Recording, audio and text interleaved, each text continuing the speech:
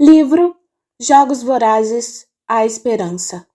Lido por Camila Saboia. 16. Sempre. Na fase final do morfináceo, Peter sussurra a palavra e vou atrás dele. É um mundo diáfano, em tons violáceos, sem bordas salientes e com muitos lugares para se esconder.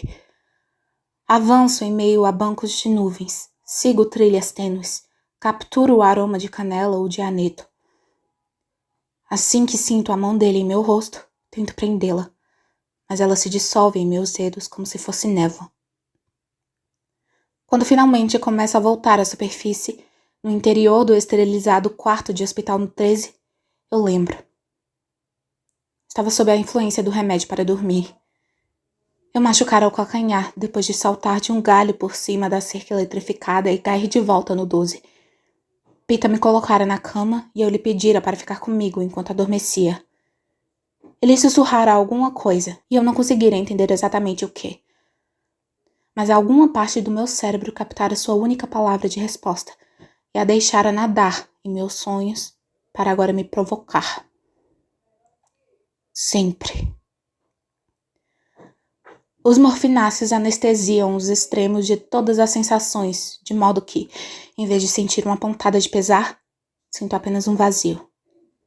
Um vazio de arbustos mortos, onde costumavam florescer flores.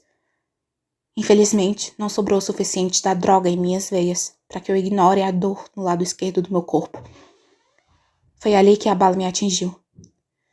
Minhas mãos remexem os grossos curativos que envolvem as costelas e imagino o que ainda estou fazendo aqui.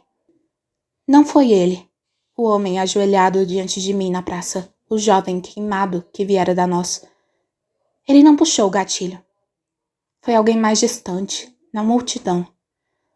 A sensação foi mais ter sido golpeada por uma marreta do que de penetração. Tudo após aquele momento de impacto é confusão crivada por tiros. Tento me sentar na cama, mas a única coisa que consigo fazer é gemer. A cortina branca que divide minha cama da cama do próximo paciente é puxada, e Joanna Mason olha para mim. A princípio, sinto-me ameaçada, porque ela me atacou na arena. Preciso lembrar a mim mesma que ela fez isso para salvar a minha vida. Fazia parte do complô rebelde. Mas ainda assim, isso não significa que ela não me despreze. Talvez a forma como ela me tratou não tenha passado de uma ação da capital.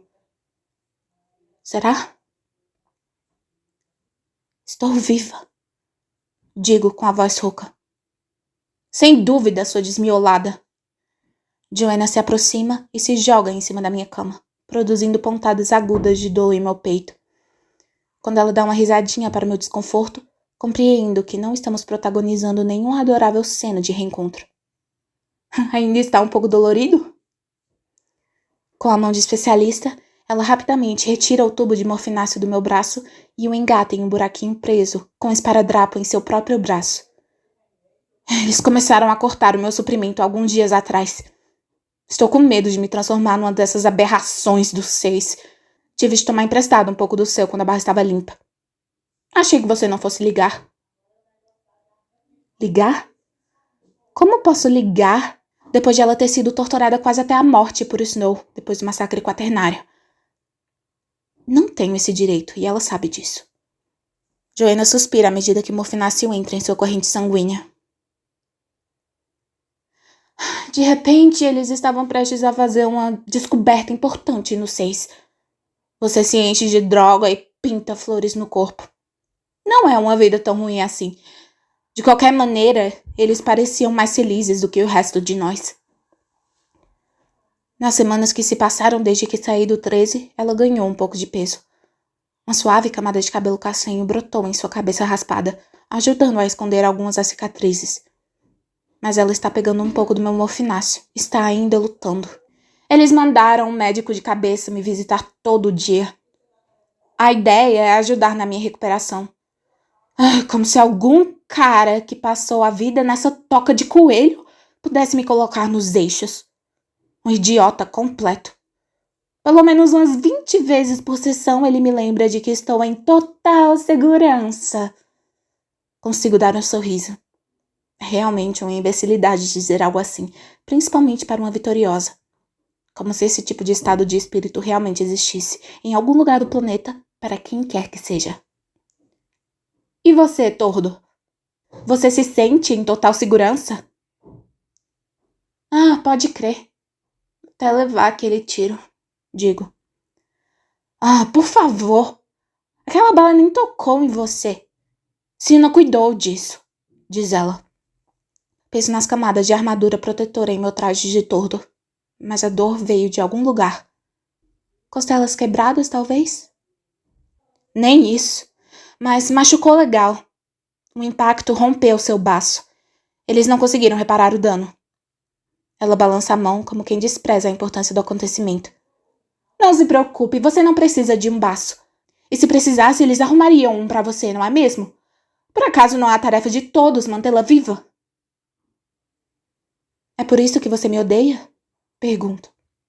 Em parte, admite ela. Sina certamente tem a ver. Eu também acho você um pouquinho difícil de engolir. Esse seu romancezinho pegajoso e toda essa encenação da defensora dos fracos e oprimidos. Só que não é encenação, o que faz com que você fique ainda mais insuportável. Por favor, sinta-se à vontade para levar isso para o lado puramente pessoal. Você devia ser o tordo. Ninguém ia precisar ditar as frases para você, digo. Verdade. Mas ninguém gosta de mim, diz ela. Mas confiaram em você. Pra me tirar de lá, lembrou ela. E tem medo de você. Aqui, talvez. Na capital, eles agora têm medo de você. Gale aparece na entrada e Joanna retira habilidosamente o tubo de morfináceo de seu braço e recoloca no meu. Seu primo não tem medo de mim, diz ela, confidencialmente. Ela sai rapidamente da minha cama e se dirige à porta, cutucando a perna de Gale com os quadris ao passar por ele. Tem, lindinho!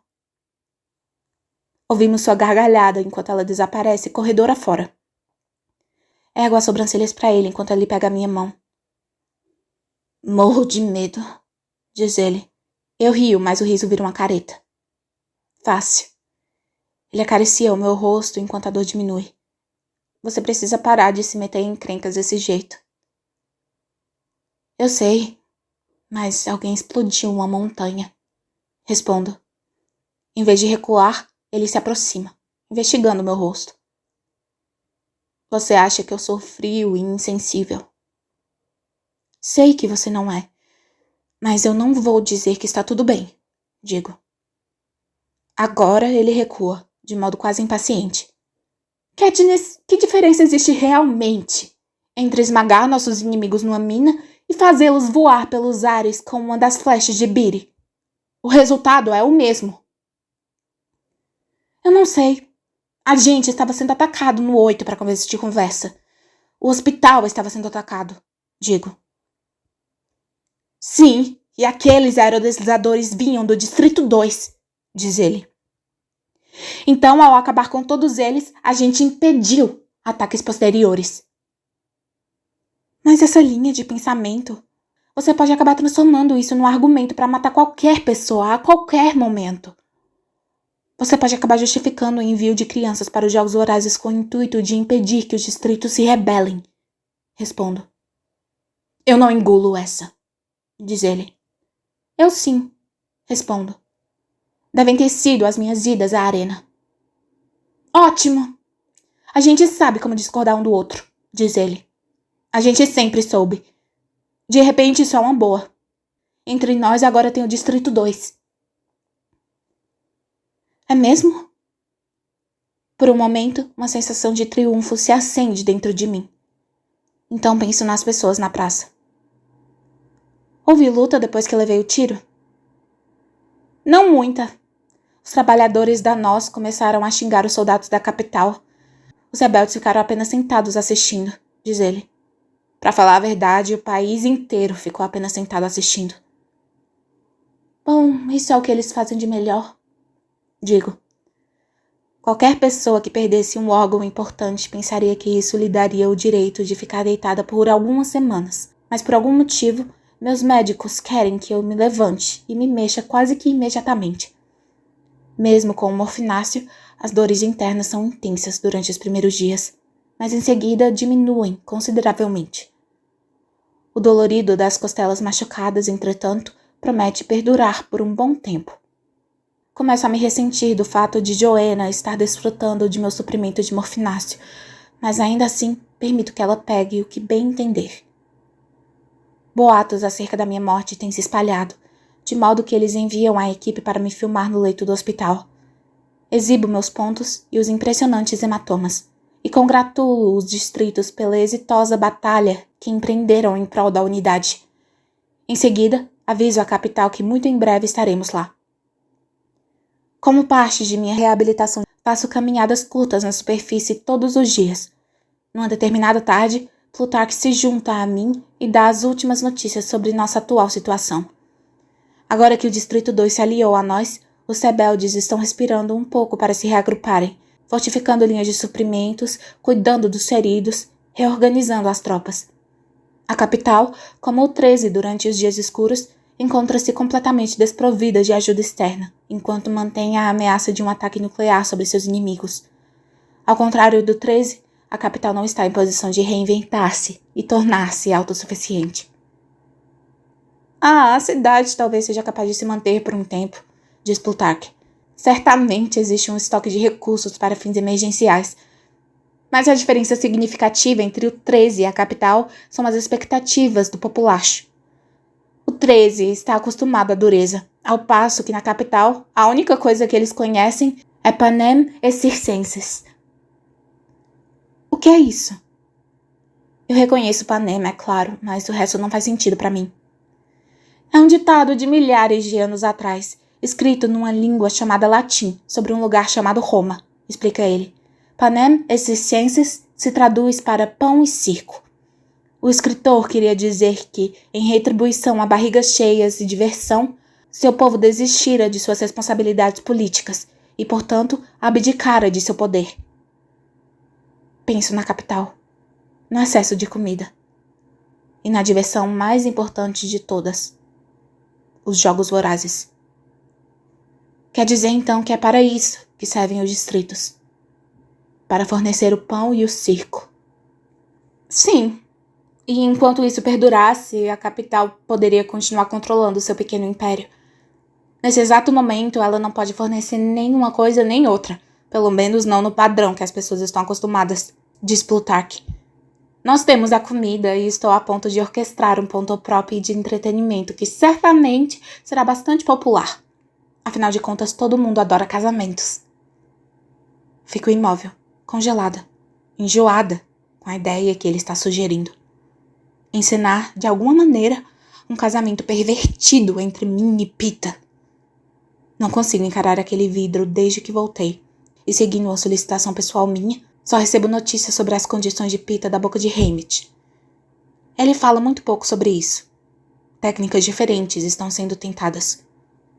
Jamais será possível encontrar uma maneira de deixá-lo totalmente curado. E agora, eles querem que eu me case com Pita para fazer um ponto próprio? Plutarque apressa-se em me acalmar. Ah não, Katniss, não é o seu casamento. É o casamento de Finnick e Iene. Você só vai precisar aparecer na frente da câmera e fingir que está feliz por eles. Essa é uma das poucas coisas que não precisam do meu fingimento, Plutarque. Digo a ele.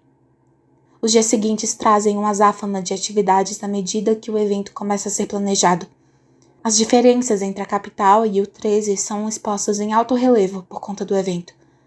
Quando Coin diz casamento, ela quer dizer 2 pessoas assinando uma folha de papel e recebendo um novo compartimento. Plutarque quer dizer centenas de pessoas vestidas com suas melhores roupas numa celebração de 3 dias. É divertido ver todos eles discutindo acaloradamente os detalhes da cerimônia. Plutarque precisa lutar por cada convidado, por cada nota musical. Depois que Coin veta um jantar, qualquer espécie de diversão e o consumo de álcool, Plutarque berra. Qual é o sentido de fazer um ponto próprio se ninguém estiver se divertindo? É difícil convencer um idealizador dos jogos a controlar seus gastos. Mas mesmo uma celebração tranquila provoca uma comoção no 13, onde parece não haver nem mesmo feriados. Quando é anunciado que as crianças estão sendo convocadas para cantar a canção do casamento do 4, praticamente todas elas aparecem. Não faltam voluntários para ajudar na decoração. Na sala de jantar, as pessoas conversam animadamente a respeito do evento. Talvez seja mais do que a festividade. Talvez seja porque estamos tão famintos para que alguma coisa boa aconteça que queremos fazer parte de tudo.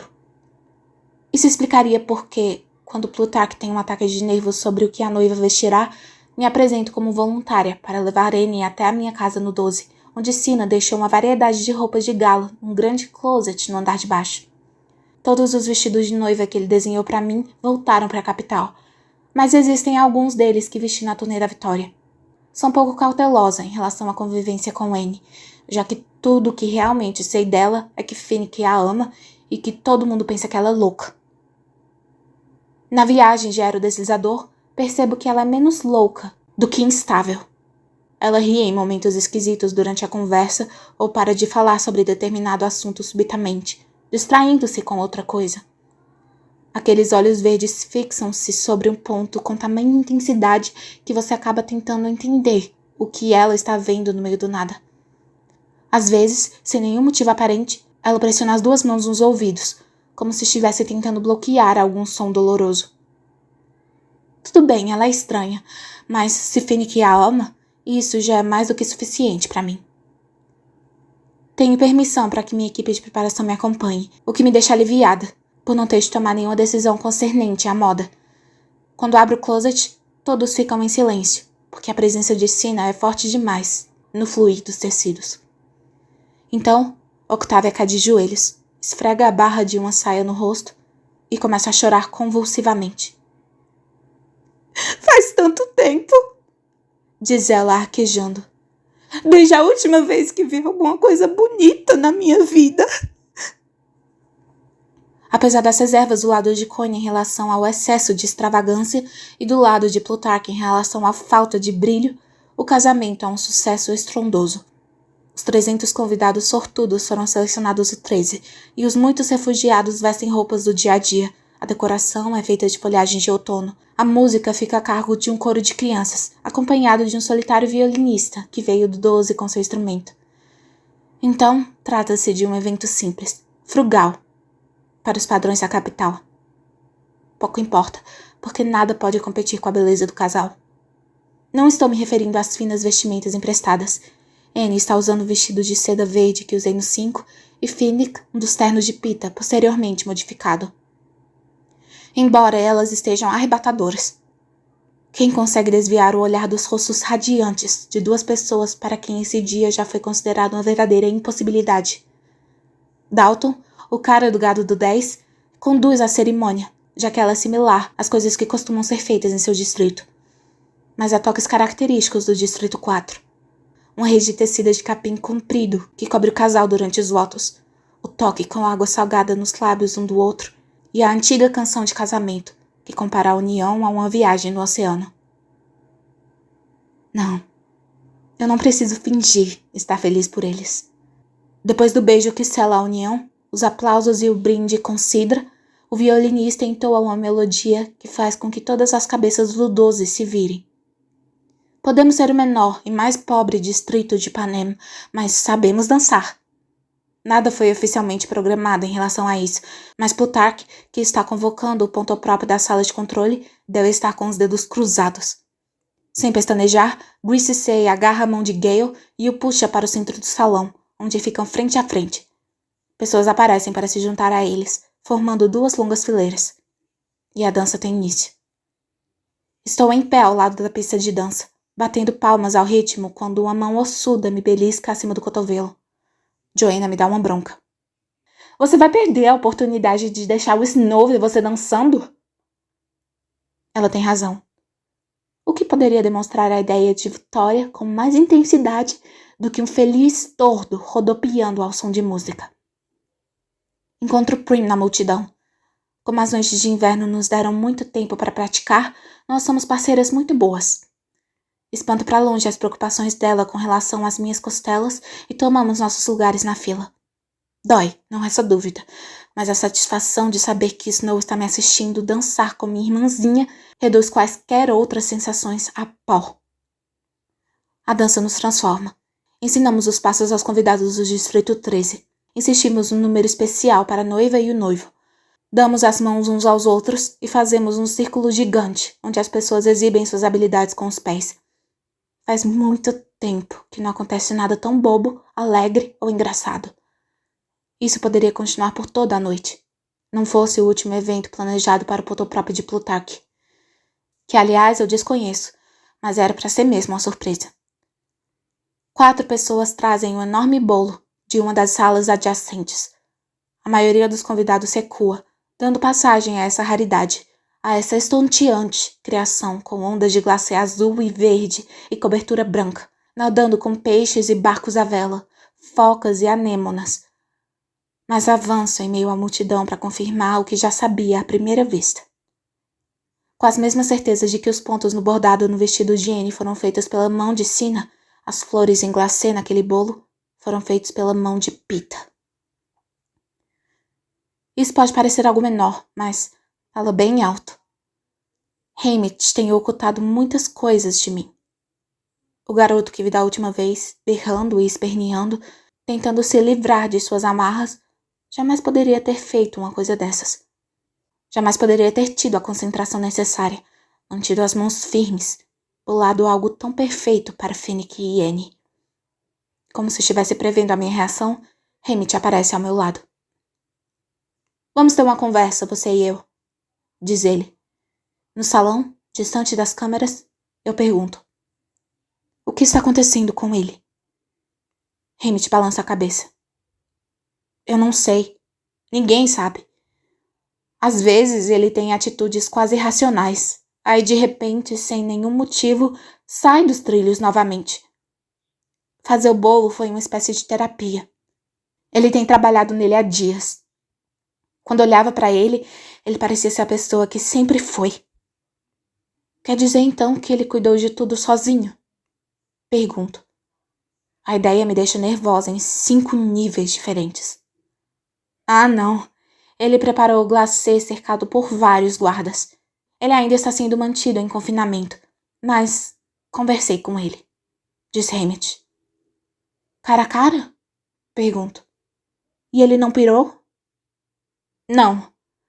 Ficou muito zangado comigo, mas por todos os motivos certos. Porque não contei pra ele sobre o complô dos rebeldes e sei lá mais o quê. Haymitch faz uma pausa por um momento, como se estivesse decidindo alguma coisa. Ele disse que gostaria de vê-la. Estou num barco, a vela de glacê, cercada por ondas azuis e verdes, o deck balançando sob os meus pés. As palmas das minhas mãos estão pressionadas na parede para que eu consiga me equilibrar. Isso não fazia parte do plano. Eliminei Pita no 2. Em seguida, eu deveria partir para a capital, matar Snow e ser resgatada. O tiro foi apenas um contratempo passageiro. Jamais deveria ouvir as palavras "ele disse que gostaria de vê-la". Mas agora que ouvi, não há como recusar. Meia-noite e eu estou em pé do lado de fora da cela dele. Quarto de hospital. Tivemos de esperar que Plutarque terminasse suas tomadas de casamento, que apesar da falta do que ele chama de espalhafato, deixou-o satisfeito. A melhor coisa em relação à capital, basicamente ignorar o 12 todos esses anos, é que vocês ainda possuem alguma espontaneidade. A audiência gosta de consumir esse tipo de coisa. Tipo quando Pita anunciou que estava apaixonado por você ou quando você fez aquele truque com as amoras. Isso fica perfeito na TV. Eu gostaria de poder me encontrar com Pita em particular, mas a plateia de médicos se reuniu-se atrás do vidro com visibilidade de um lado só, pranchetas apostas, canetas posicionadas. Quando Haymitch me dá um sinal de ok no meu dispositivo auricular, abro lentamente a porta. Aqueles olhos azuis fixam-se instantaneamente em mim. Ele está com 3 correias em cada braço e um tubo que pode liberar em sua corrente sanguínea uma droga paralisante para a eventualidade de perder o controle. Todavia, ele não luta, parece soltar. Apenas me observa com um olhar cauteloso, de alguém que ainda não descartou a possibilidade de que está na presença de um bestante. Eu me aproximo até ficar a mais ou menos 1 metro de distância da cama. Não há nada que eu possa fazer com as minhas mãos, de modo que cruzo os braços na altura das costelas, um gesto de proteção antes de falar. Oi. Oi, responde ele. É parecida com a voz dele. É quase a voz dele. Exceto pelo fato de que há algo de novo nela. Um certo tom de desconfiança e desaprovação. Hamid disse que você queria falar comigo, digo. Antes de mais nada, olha só como você está. É como se ele estivesse esperando que eu me transformasse num lobo híbrido, babando bem diante de seus olhos. Ele olha tão fixamente para mim e por tanto tempo que acabo olhando furtivamente para o vidro, esperando alguma instrução de Hamid, mas meu dispositivo auricular permanece mudo. Você não é muito formidável, é? Ou particularmente bonita? Sei que ele passou pelo inferno e retornou, e no entanto, de algum jeito, a observação não é muito bem digerida por mim. Bom, você também já teve uma aparência melhor. O conselho de Hamid para que eu recue fica abafado por causa da gargalhada de Pita. E não demonstra nem um pouquinho de simpatia. Dizer uma coisa dessas depois de tudo pelo que eu passei. É isso aí. Nós todos passamos por várias dificuldades. E você era o que mais demonstrava simpatia. Não eu. Estou fazendo tudo errado. Não sei por que sou tão na defensiva. Ele foi torturado. Ele foi telesequestrado. O que há de errado comigo? De repente, acho que poderia muito bem gritar com ele. Nem tenho muita certeza sobre o quê, de modo que decido sair de lá. Escuta, não estou me sentindo muito bem. De repente dou uma passada por aqui amanhã. Mal cheguei à porta quando a voz dele me faz parar. Katniss. Eu lembro do pão. O pão. Nosso único momento de contato verdadeiro antes dos Jogos Vorazes. Eles passaram pra você o vídeo em que falo disso, digo. Não. Existe um vídeo que você fala sobre isso? Por que a capital não usou esse vídeo contra mim? Pergunta ele. Eu fiz no dia em que você foi resgatado, respondo. A dor no meu peito aperta as minhas costelas como um torno. A dança foi um erro. Então, do que você lembra? De você. Na chuva, diz ele suavemente, remexendo a nossa lixeira. Do pão queimando. Da minha mãe batendo em mim. Eu levando o pão pro porco, mas, em vez disso, dando-o pra você. É isso aí. Foi exatamente isso que aconteceu, digo. No dia seguinte, depois da escola, eu quis agradecer, mas não sabia como. Nós estávamos lá fora no fim do dia. Tentei olhar pra você. Você desviou o olhar. Então, por algum motivo, acho que você colheu um dente de leão. Balanço a cabeça concordando. Ele realmente se lembra. Jamais falei nada sobre aquele momento em voz alta. Devo tê-la amado muito. Você me amou, sim. Minha voz engasga e eu finjo tossir. E você me amou? Pergunta ele. Mantenho os olhos no chão de ladrilhos. Todo mundo diz que sim. Todo mundo diz que é por isso que Snow mandou torturarem você. Pra me quebrar. Isso não é resposta, diz ele. Não sei o que pensar quando me mostram alguns daqueles vídeos. Naquela primeira arena, parecia que você tinha tentado me matar com aquelas teleguiadas. Estava tentando matar todos vocês, digo. Você me forçou a subir na árvore. Depois, rolou um monte de beijo. Não pareceu muito espontâneo da sua parte. Você gostou de ter me beijado? Pergunta ele. Algumas vezes. Admito. Você sabe que as pessoas estão assistindo a gente agora? Eu sei. E o Gale? Continua ele. Minha raiva está retornando. Não estou nem aí para a recuperação dele. Isso não é da conta das pessoas que estão atrás daquele vidro. Ele também não beija mal. Digo curta e grossa. E era tranquilo para nós dois? Você beijando o outro? Pergunta ele. Não, não era tranquilo para nenhum dos dois. Mas eu não estava pedindo sua permissão, digo a ele. Pita ri novamente, de modo frio, com desprezo. Cara, você não existe, hein? Hammett não protesta quando saio de lá. Entro no corredor. Passo pela colmeia dos compartimentos. Encontro uma chaminé ligeiramente quente na lavanderia, atrás da qual me escondo.